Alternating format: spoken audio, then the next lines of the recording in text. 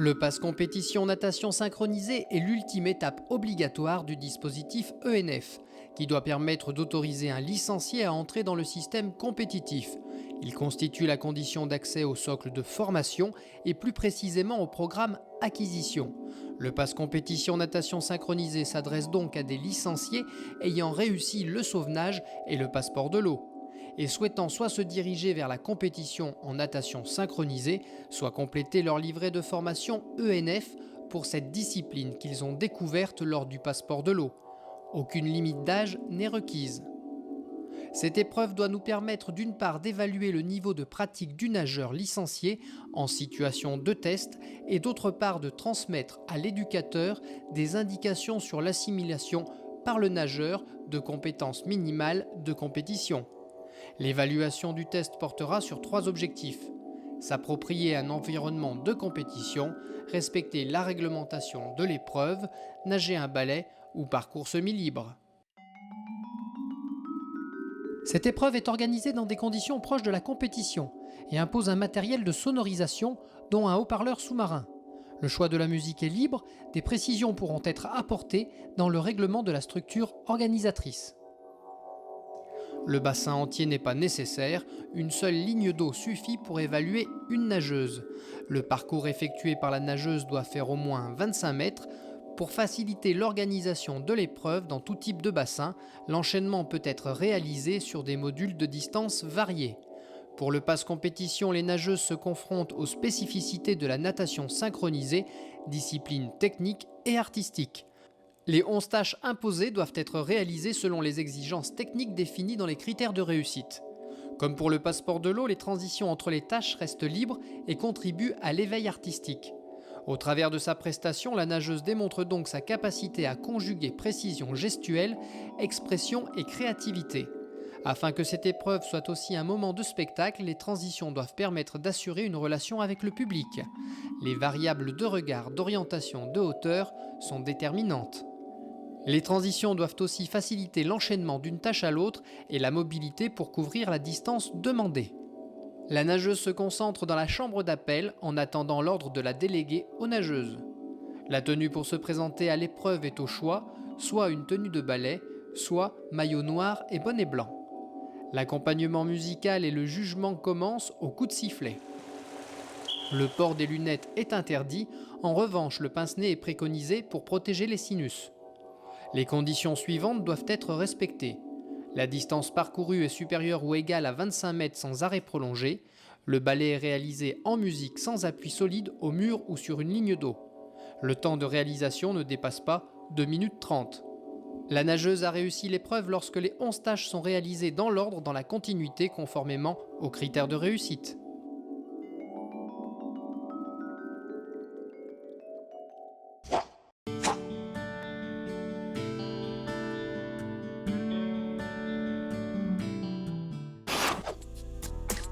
La nageuse doit se présenter sur le bord du bassin et effectuer une plage de départ d'environ 10 secondes. Les mouvements sont libres, une attitude, une présence, un regard sont des éléments attendus par les juges. La nageuse doit démontrer sa capacité à communiquer avec le public.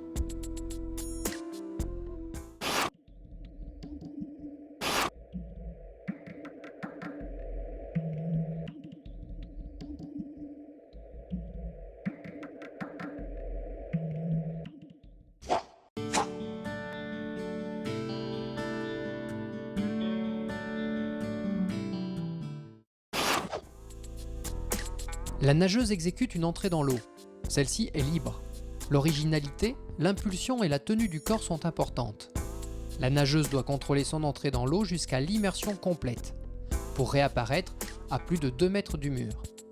Une poussée du mur en immersion est autorisée. La validation de cette tâche implique que la position soit identifiable.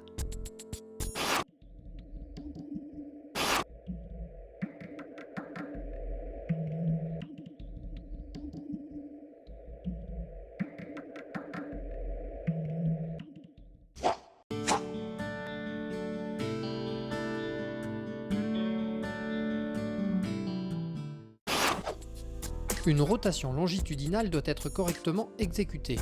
Cette rotation démarre par une position ventrale avec le corps en extension proche de la surface. Le sens de rotation est libre. La tête, les épaules, le buste, les jambes tournent ensemble autour d'un même axe tête-pied. La position d'arrivée à la fin de la rotation est une position dorsale. Le corps doit toujours rester en extension, en surface. Les appuis et les positions des bras sont libres. La validation de cette tâche est déterminée par une rotation simultanée de toutes les parties du corps en surface.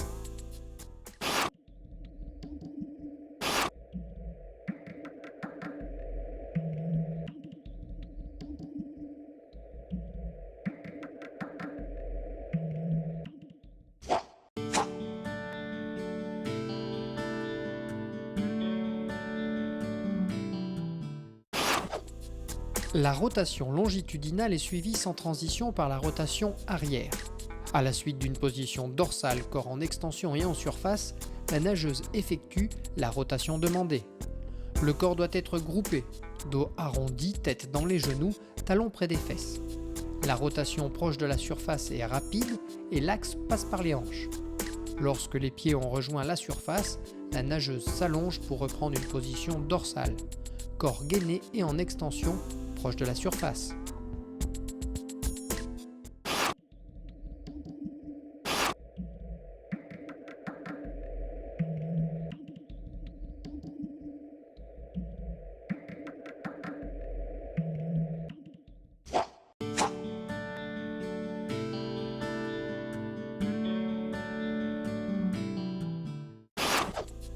La nageuse doit élever son corps le plus haut possible pour sortir au moins un bras. La motricité et les appuis sont libres, le corps s'élève à une hauteur proche de la taille pour créer un espace d'expression. La nageuse agit avec une intention qui oriente ses mouvements dans l'espace et dans le temps.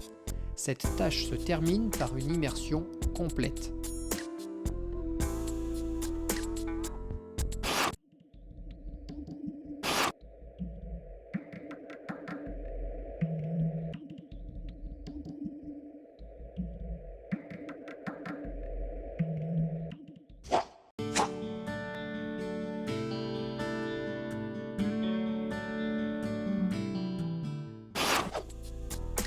Cette tâche permet de juger la capacité de la nageuse à se déplacer en rétropédalage tout en communiquant avec le public.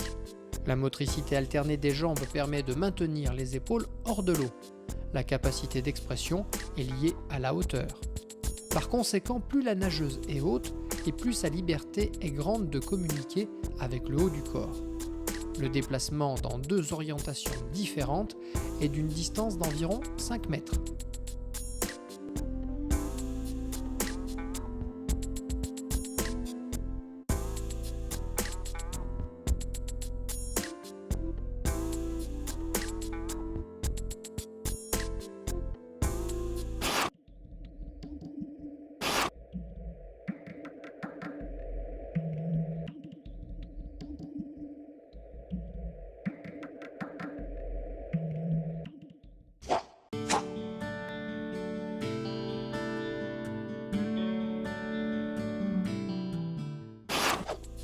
La nageuse démarre sa tâche par une position dorsale, corps en extension et en surface. Les appuis sont libres. La jambe gauche se lève, le bassin reste proche de la surface pendant tout le mouvement. La jambe gauche arrive à une position proche de la verticale et de l'extension. La hauteur et l'extension du corps sont valorisées, non le maintien.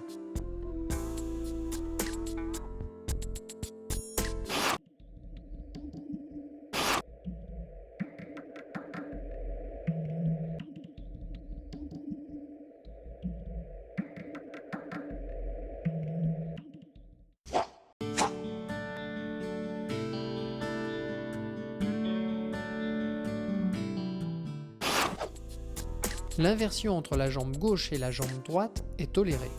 La transition entre les deux tâches reste libre. La nageuse démarre sa tâche par une position dorsale, corps en extension et en surface. Les appuis sont libres. La jambe droite se lève. Le bassin reste proche de la surface pendant tout le mouvement. La jambe droite arrive à une position proche de la verticale et de l'extension. La hauteur et l'extension du corps sont valorisées, non le maintien.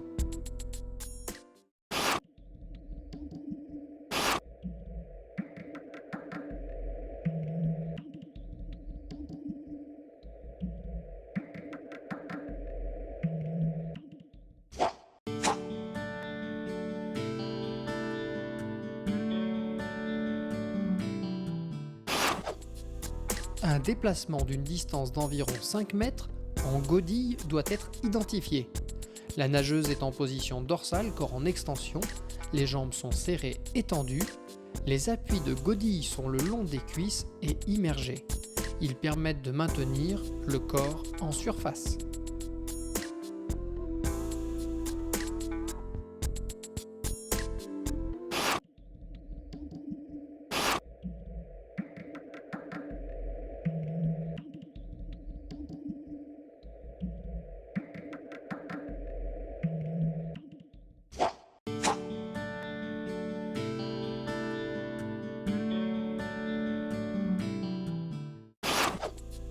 La nageuse démarre son renversement à partir d'une position soit carpée, soit cambrée.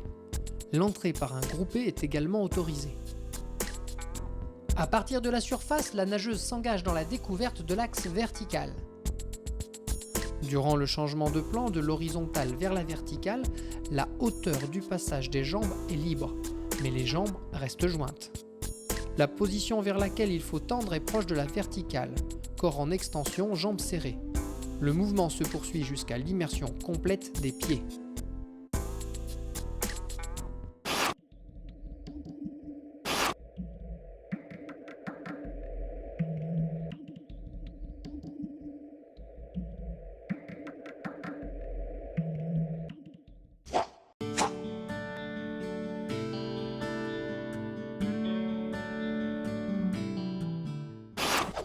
La nageuse termine son enchaînement en saluant les spectateurs. Elle est capable de se stabiliser avec au moins une épaule hors de l'eau pendant 2 secondes minimum.